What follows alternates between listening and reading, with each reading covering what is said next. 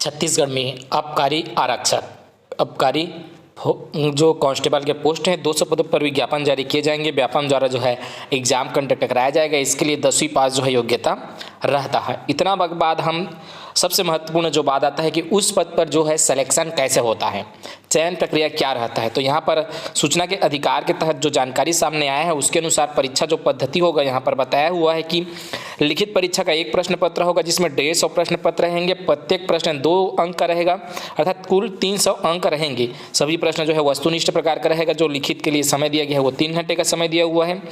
और यहाँ देखो समस्त प्रश्न हायर सेकेंडरी स्तर के पूछे जाएंगे, ये बोला गया है।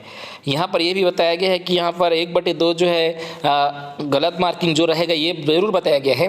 टोटल जो क्वेश्चन रहेंगे वो 100 अंक के, यहाँ पर 100 लिखा हुआ है, देख सकते हैं। और दूसरा जो लिया हुआ है, यहाँ पर कितने क्वेश्चन रहेंगे बोले हैं, 150 प्रश्न होंगे बोला गया है।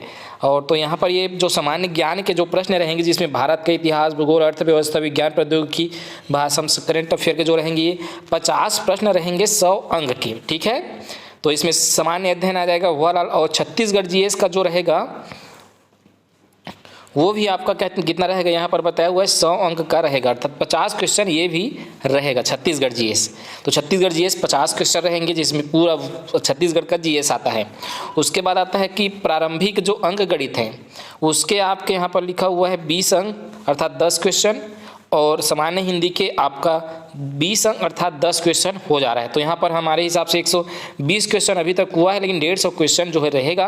लेकिन एक और पेज जो है हमें मिल नहीं पाया है। ये सूचना के अधिकार के तहत ये जानकारी प्रदान किया गया है कि इस प्रकार से सिलेबस से हो सकता है। तो ज़्यादातर जो वेटेज दिया हुआ है वो सामान्य अध्ययन को दिया हुआ है, छत्तीसगढ़ सामान्य ज्ञान और भारत का सामान्य ज्ञान को, जो कि 100 क्वेश्चन इसमें से रहेगा।